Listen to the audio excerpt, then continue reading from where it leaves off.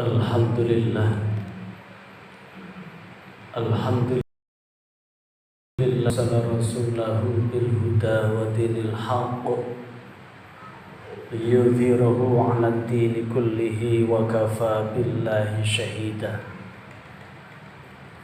Asyhadu an la ilaha illallah wahdahu la syarika lah wa asyhadu anna Muhammadan 'abduhu wa rasuluh. Allahumma salli wa sallim wa barik ala sayyidina Muhammad wa ala alihi wa ashabihi wa man irtada. Amma ba'd, fa ya ibadallah, usikum wa iyaya bittaqwallah, faqad fazal muttaqun.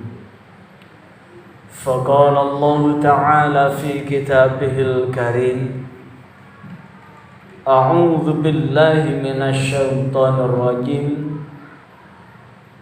وليخشى الذين لو تركوا من خلفهم ذرية ضعافا خافوا عليهم فليتقوا الله وليقولوا قولا سديدا.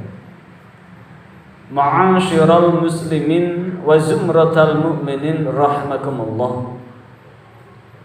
Mari dalam kesempatan yang teramat singkat ini, tak henti-hentinya kita senantiasa berusaha untuk berwasiat dan menyampaikan wasiat buat diri kita masing-masing, dengan wasiat untuk tetap senantiasa menjaga ketakwaan kita kepada Allah, kepatuhan untuk melaksanakan apapun yang telah menjadi perintah Allah, dan meninggalkan apapun yang telah menjadi larangan Allah. Maka dengan kepatuhan itu mudah-mudahan Allah senantiasa membentangkan keselamatan dan jaminan keselamatan buat kita sekeluarga. Selamat di dunia, selamat pula di akhirat. Baik dunia, baik pula di akhirat. Bahagia dunia, bahagia pula di akhirat, dan diselamatkan dari api neraka. Ma'asyiral muslimin wa zumratal mu'minin rahimakumullah. Selaras dengan ayat yang dibaca tadi, Al-Quran surah An-Nisa ayat 9. A'udzu billahi minasyaitonir rajim. Wal yakhshal ladzina law taraku min khalfihim dzurriyyatan dhi'afan khafu 'alaihim falyattaqullah. Wal yakhsha dan hendaklah takut alladzina orang-orang lau taraku, andaikan kamu semua, andaikan mereka semua meninggalkan, lau taraku, andaikan kamu semua meninggalkan, min khalfihim, di belakang mereka, dzurriyyatan, keturunan, di'afan, yang lemah, khafu, takutlah alaihim, atas keturunan yang lemah itu, falyattaqullah, maka hendaklah kalian bertakwa kepada Allah, wal yaqulu, dan berilah nasihat, qaulan sadida, dengan ucapan yang sebaik-baiknya. Ma'asyiral muslimin wa zumratal mu'minin rahimakumullah. Selaras dengan itu semua, merujuk pada sabda Rasulullah, kullukum ra'in wa kullukum mas'ulun an ra'iyatih. Setiap kalian adalah pemimpin, dan setiap pemimpin dimintai pertanggungjawaban. Maka perkenankanlah saya akan mengangkat topik tentang tanggung jawab kita sebagai pemimpin keluarga, pemimpin rumah tangga. Ma'asyiral muslimin wa zumratal mu'minin rahimakumullah.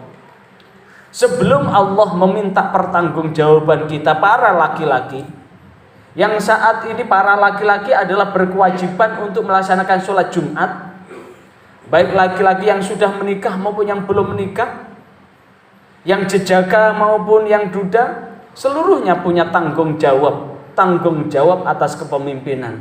Maka sebagai seorang laki-laki, tanggung jawab yang paling pertama adalah tanggung jawab sebagai kepala keluarga. Sebagai kepala keluarga maka tentu akan bertanggung jawab atas istri dan anak turunnya. Dan yang paling membuat kita harus mengantisipasi adalah bertanggung jawab penuh terhadap anak-anak yang dilahirkan. Lahir dari rahim istri dengan kelahiran mudah-mudahan fid dunya hasanah wa fil akhirati hasanah wa qina adzabannar. Di dunia baik, di akhirat baik, dan diselamatkan dari api neraka. Apa yang perlu diantisipasi? Hendaklah kita takut manakala di belakang kita meninggalkan anak yang lemah. Khafu bi'afan. Anak yang lemah. Yang paling kita takutkan bukan lemah fisiknya, tapi yang paling kita takutkan adalah lemah iman dan mentalnya. Fisik yang kuat, fisik yang lemah bisa ditopang dengan iman yang mantap, mental yang baja, sehingga tidak sedikit orang yang disabilitas, orang yang cacat fisik, tapi tidak cacat masa depan hidupnya, tetap bisa survive. Beberapa tayangan film motivasi, banyak orang yang tidak punya kaki, tapi tetap bisa hidup. Banyak yang tidak punya tangan, tapi dengan kakinya dia tetap bisa survive untuk menjalankan hidup. Artinya apa? Bagaimana kita menyiapkan anak-anak yang iman dan mentalnya kuat? Maka tidak lain adalah bagaimana kita para orang tua ini untuk membekali anak-anak kita dengan pendidikan yang baik. Pendidikan yang baik bukan hanya sekedar pendidikan keduniaan, tapi paling penting adalah pendidikan keakhiratan, yaitu pendidikan agama. Ma'asyiral muslimin wa zumratal mu'minin rahimakumullah.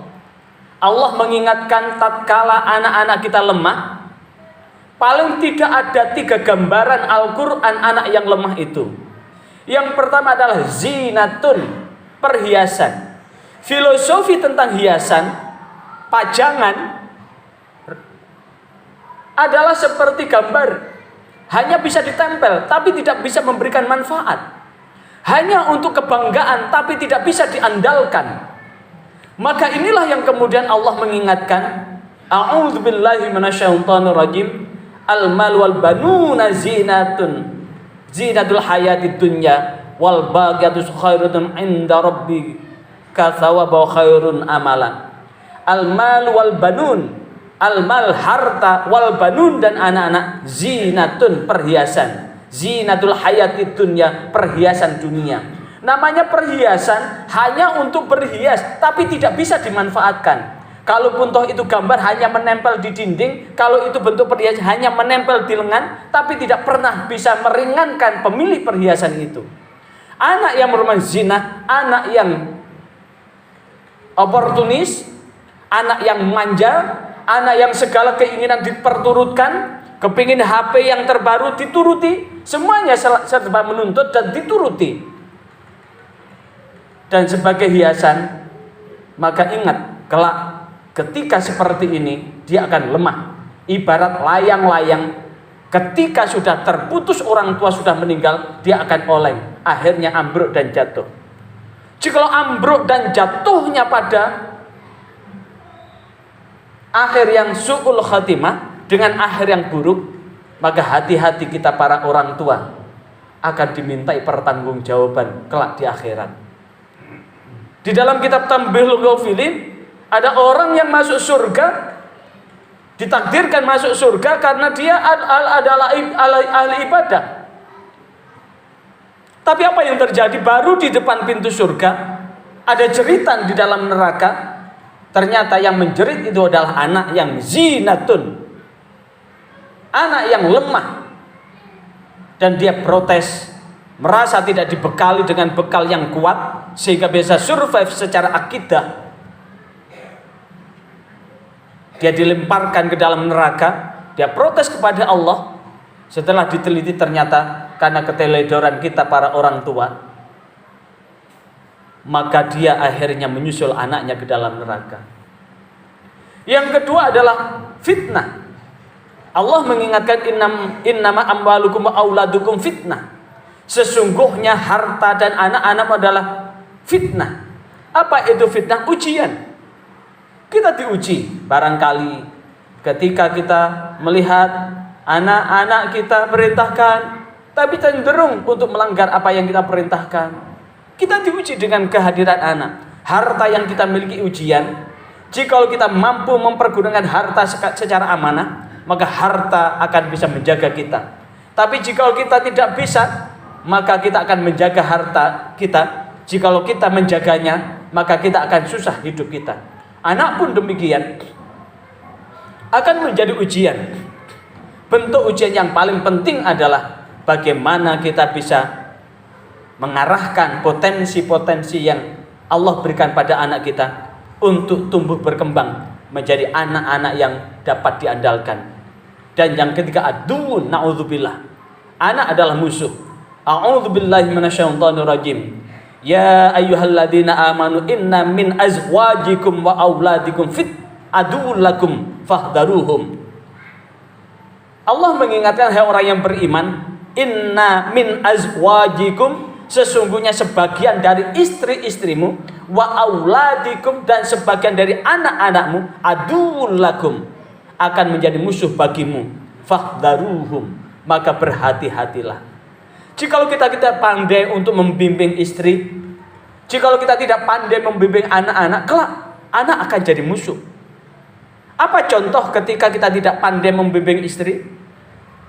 Seorang laki-laki punya prinsip, tapi ketika prinsip ini sudah dilanggar dan kita abaikan, hati-hati.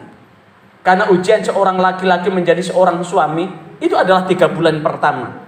Jikalau 3 bulan pertama dia mampu membimbing istrinya menjadi istri yang solihah, maka selamanya akan menjadi istri yang solihah. Jikalau 3 bulan pertama itu tidak mampu membimbing, maka selamanya akan menjadi ikatan suami takut istri. Anak pun demikian. Dan inilah yang kemudian patut untuk kita waspadai. Agar apa? Hidup kita tidak sengsara, karena sesungguhnya hidup yang kita jalankan di dunia ini akan berlanjut ke alam barzah dan alam akhirat. Dan mudah-mudahan anak-anak yang terlahir seluruhnya adalah anak-anak yang thayyibat, sebagaimana digambarkan di dalam Al-Quran surah Ali Imran ayat 38. A'udzubillahi minasyaitonirrajim. Rabbi habli min ladunka dzurriatan thayyibah innaka sami'ud du'a. Ya Allah, anugerahkanlah pada kami dari sisimu keturunan yang thayyibah. Innaka sami'ud du'a, sesungguhnya engkau zat yang maha menerima, mendengarkan doa. Siapakah anak yang thayyibah itu? Yang pertama adalah halim, anak yang penyantun. Yang kedua adalah solih, yang baik. Dan yang ketiga adalah qurrata a'yun, yang mampu menjadi penentram hati.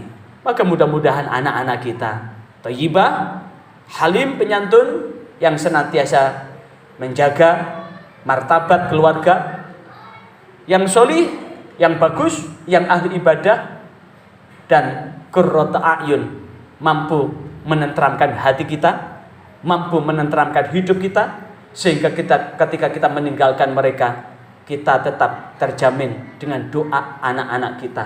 Karena bagaimanapun juga ketika kita meninggalkan dunia, kita butuh anak-anak yang thayyibah, anak-anak yang solih, karena doa mereka akan senantiasa mengalir. Karena 3 hal, in qata'a amal bin Adam, akan terputuslah amal anak Adam, illa min salasin, kecuali 3 perkara. Salah satunya adalah waladin solihin yad'ulah, anak solih yang senantiasa mendoakan orang tuanya.